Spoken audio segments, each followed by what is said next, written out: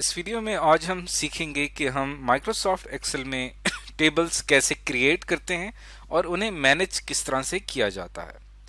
तो इसके अंदर जो हमने चीज़ सीखनी है टेबल को क्रिएट करना और फिर उस टेबल को कन्वर्ट करना एक रेंज में। ओरिजिनली ये होता है असल में कि हम जब एक्सेल में अपना डाटा क्रिएट करते हैं तो वो एक रेंज की शक्ल में होता है, कॉलम एंड रोज की शक्ल में होता है। अब हम क्या करते हैं, उसको टेबल में कन्वर्ट कर लेते हैं। फिर लेकिन अगर हमने टेबल से वापस उसको रेंज में कन्वर्ट करना हो तो वो किस तरह से होता है।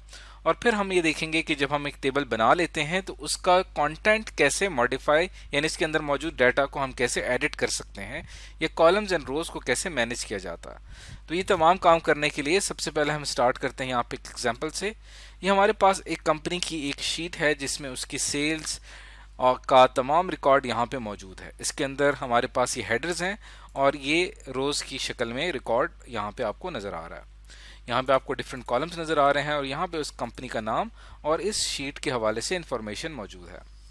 अब अगर मैं इसको कन्वर्ट करना चाहता हूँ टेबल में, तो सबसे पहले मुझे क्या करना पड़ेगा, मुझे जितने भी कॉलम्स जिनको मैं टेबल्स में इंक्लूड करना चाहता हूँ उनको आप यहाँ से सेलेक्ट करके यहाँ से एक शॉर्टकट की प्रेस करें, कंट्रोल शिफ्ट और डाउन एरो। तो ये क्या करेगा कि इन तमाम कॉलम्स के अंडर जितना भी डाटा आता होगा इस पूरी रेंज में वो उसको सेलेक्ट कर लेगा। बल्कि हमने इसको यहाँ से करना था, ये एक दफ़ा फिर कर लेते हैं। ये यहाँ से ये सारे कॉलम सेलेक्ट किए, कंट्रोल शिफ्ट डाउन एरो, तो ये हमारे पास सारा वो डाटा सेलेक्ट हो गया जिसको हमने कन्वर्ट करना है टेबल में। इसमें 2701 रोज मौजूद हैं।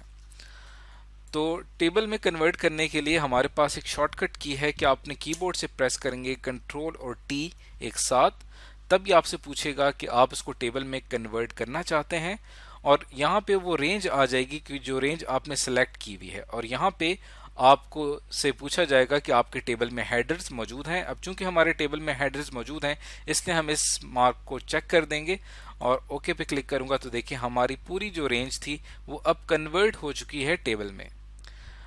और यहाँ पे आप जब इसके डिज़ाइन पे जाते हैं तो यहाँ पे डिफरेंट स्टाइल्स की आपके पास अवेलेबल हैं जो कि आप अप्लाई कर सकते हैं इसके ऊपर। टेबल क्रिएट करने का एक तो तरीका ये है कि आप शॉर्टकट की प्रेस करें कंट्रोल और टी। दूसरा तरीका ये भी है कि आप होम टैब पे जाके रेंज सेलेक्ट करने के बाद यहाँ पे आप क्लिक करेंगे फॉर्मेट एज ए टेबल और जो भी आप टेबल सेलेक्ट करेंगे उस हिसाब से वो टेबल सेलेक्ट हो जाएगा। तो अब हम टेबल बना चुके हैं। टेबल का फ़ायदा ये है कि हमारे जितने भी यहाँ पे कॉलम्स हैं इनके साथ हमें एक फैसिलिटी प्रोवाइड की जाती है। वो क्या है कि हर कॉलम के साथ आपको यहाँ पे एक डाउन मेन्यू शो होगा। जैसे ही मैं इसके ऊपर क्लिक करूंगा तो एक मेन्यू शो होगा। इस मेन्यू के ज़रिए आप उस कॉलम के ऊपर फिल्टर का प्रोसेस कर सकते हैं। ऐसे फॉर एग्जांपल यहाँ पे अगर मैं रीजन वाइज फिल्टर करूं इसको और मैं चाहता हूं कि सिर्फ जो नॉर्थ का रीजन है उसका डाटा डिस्प्ले हो, तो यहाँ पे आपको नज़र आ रहा है सिलेक्ट ऑल और यहाँ पे सिंपल इनको मैं डीसेलेक्ट कर देता हूँ और आप नॉर्थ के ऊपर क्लिक करते हैं और ओके पे क्लिक करेंगे तो देखें सारा वो डाटा जो कि नॉर्थ का है सिर्फ वही डिस्प्ले होगा, बाकी डाटा हमारा यहाँ पे डिस्प्ले नहीं हो रहा।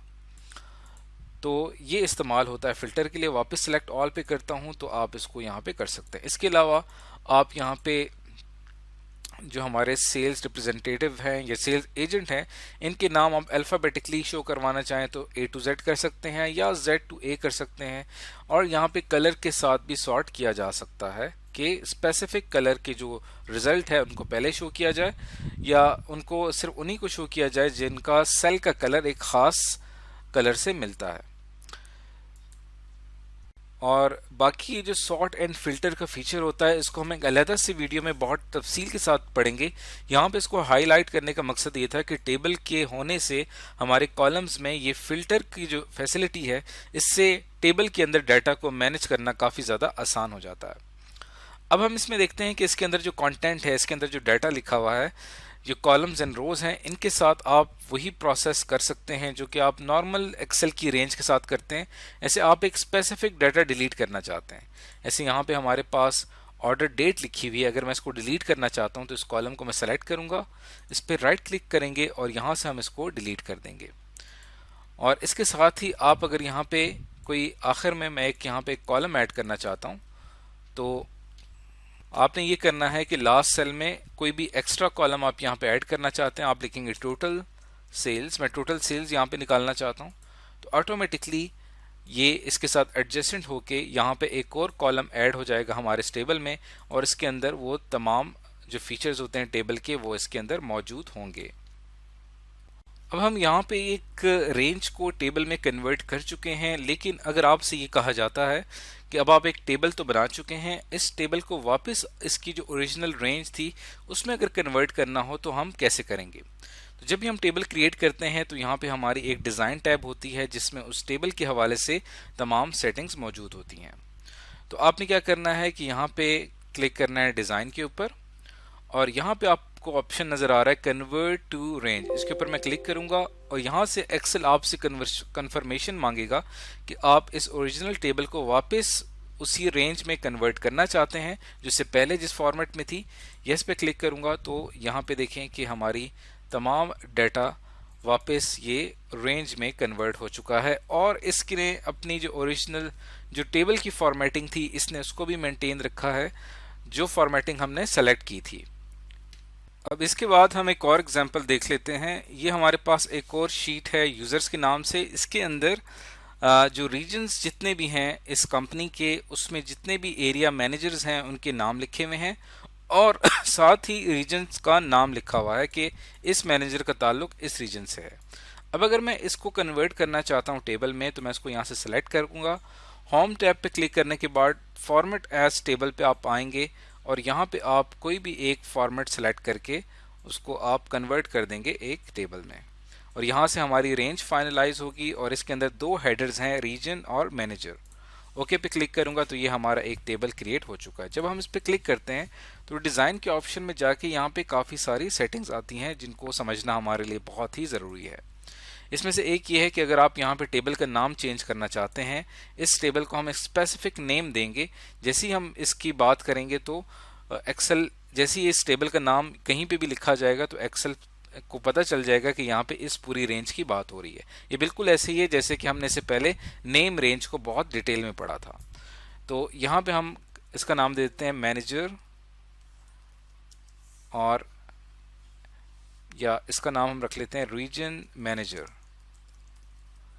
तो इस टेबल को हमने खास नाम दे दिया, लेकिन इसके लिए हम दरमियान में नाम देते हुए स्पेस का इस्तेमाल नहीं कर सकते, इसलिए उसका हल ये है कि आप यहाँ पे रीजन अंडरस्कोर मैनेजर लिखेंगे। अब ये यहाँ पे ठीक रहेगा। तो वापस पे क्लिक करता हूँ, ये हमारे टेबल का नाम है, और जिस पे आप इस जगह पे आके इसको सेलेक्ट करेंगे तो ये टेबल हमारा सेलेक्ट हो जाएगा। उसके बाद यहाँ पे आपको ऑप्शन नज़र आ रहा है क्विक स्टाइल का, इसके ऊपर आता हूँ तो आप कोई भी एक स्टाइल सेलेक्ट कर सकते हैं, और यहाँ पे आपको ऑप्शन नज़र आ रहा है टेबल स्टाइल ऑप्शंस का। इसमें होता है कि आप अपने टेबल के अंदर ये जानना चाहते हैं कि इसके अंदर क्या चीज़ आपने रखनी है और क्या नहीं रखनी। जैसे फॉर एग्जांपल आप यहाँ पे फ़िल्टर का बटन ऐड नहीं करना चाहते तो यहाँ मैं क्लिक करूँगा तो देखिए यहाँ से अब फ़िल्टर के बटन ख़त्म हो चुके हैं। इसी तरह अगर आप टेबल स्टाइल ऑप्शन पे जाएं और यहाँ पे अगर मैं इसको सेलेक्ट करता हूँ हेडर रो को, तो यहाँ से हेडर रो निकाल देगा, लेकिन जैसे इसको ऐड करूँगा तो हेडर रो ऐड हो जाएगी और साथ में फ़िल्टर बटन भी ऐड होगा।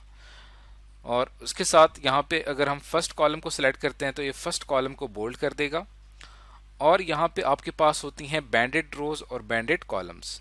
अगर मैं बैंडेड रोज पे क्लिक करता हूँ तो आप देखें कि यहाँ पे बैंडेड डी सेलेक्ट किया मैंने इसको, तो यहाँ पे रोज को हाईलाइट नहीं कर रहा, और यहाँ पे अगर मैं बैंडेड कॉलम्स को सिलेक्ट करता हूँ तो ये कॉलम्स को हाईलाइट कर रहा है। इसको ज़्यादा बेहतर समझने के लिए हम इसका स्टाइल इस तरह से रखते हैं ताकि हमें यहाँ पे समझ में आ जाए। अब आप देखें कि इसका अगर मैं यहाँ पे बैंडेड रोज करता हूँ तो ये एक रो जो है वो कंप्लीट आएगी, अगली रो जो होगी वो इस तरह से इस शक्ल में नज़र आएगी। इसको बैंडेड रोज कहा जाता है। ये एक तरीक़ेकार है जिसके ज़रिए हम डाटा को एक तरह से अच्छे तरीके से दिखा सकते हैं। और अगर आप इन दोनों को करता हूँ तो देखिए यहाँ पे सिर्फ कॉलम वाइज बैंडेड है, यानी एक कॉलम कंप्लीट कलर में शो हो रहा है और एक कॉलम आपको यहाँ पे वाइट कलर में शो हो रहा है। अगर दोनों को डीसेलेक्ट कर देता हूँ तो आपको दोनों ही यहाँ पे कॉलम्स एंड रोज, यहाँ पे कलर आपको कहीं पे भी शो नहीं होगा। और इसके अंदर एक और ऑप्शन होता है, अगर मैं लास्ट कॉलम को करता हूँ तो लास्ट कॉलम को बोल्ड कर देगा। टोटल रो का एक ऑप्शन होता है, इसको समझने के लिए यहाँ पे मैं कॉलम ऐड करता हूँ सेल्स या जनवरी में इस मैनेजर की कितनी प्रोग्रेस थी, इसने कितनी सेल्स की, तो यहाँ पे वो आ जाएगा। और इसके साथ ही यहाँ से आप क्लिक करके ड्रैग करेंगे तो बाकी मंथ्स की भी यहाँ पे इसकी रिपोर्ट आ जाएगी कि इस मैनेजर की जनवरी, फेब और मार्च में क्या परफॉर्मेंस थी। तो अब जनवरी में जितनी भी उसने टोटल सेल्स की होंगी वो हम यहाँ पे अगर ऐड कर दें और साथ साथ हम यहाँ पे लिखते जाएं हर मैनेजर की परफॉर्मेंस उस मंथ में क्या है वो यहाँ पे हम लिखते जा रहे हैं। और आखिर में यहाँ पे आपके पास एक और ऑप्शन होता है कि आप अपने इस टेबल डिज़ाइन में जाके टेबल स्टाइल ऑप्शन में एक टोटल रो ऐड करते हैं। टोटल रो आपके टेबल के बिल्कुल आखिर में ऐड होती है। इसका काम क्या होता है कि आपके टेबल में जितना भी नंबर्स वाले कॉलम है जहाँ पे कैलकुलेशन हो सकती है, जैसे यहाँ पे मैं जनवरी की सेल्स काउंट करना चाहता हूँ तो यहाँ पे आप क्लिक करेंगे और यहाँ पे आपके पास फिल्टर का ऑप्शन है। जैसे ही मैं इसके ऊपर क्लिक करूँगा तो आपके पास वो तमाम फार्मूलाज की लिस्ट आ जाएगी जो कि आप इस कॉलम के ऊपर अप्लाई कर सकते हैं। अब जैसे अगर मैंने इसका सम फाइंड करना है तो जैसे ही सम करूँगा तो ये टोटल सेल्स आ जाएगी इन तमाम मैनेजर्स की। इसी तरह अगर आप इनमें से मैक्सिमम फाइंड करना चाहते हैं कि मैक्सिमम सेल्स किसकी थी वो भी आपको यहाँ पर डिस्प्ले हो जाएंगी। और इसके साथ साथ अगर आप एवरेज फाइंड करना चाहते हैं तो एवरेज सेल्स आ जाएंगी तमाम मैनेजर की। तो ये एक बहुत ही अच्छा फीचर है टेबल का जिसमें आप आखिर में एक रो ऐड करके उस पूरे कॉलम में जो भी फार्मूला अप्लाई करना चाहें वो आप अप्लाई कर सकते हैं।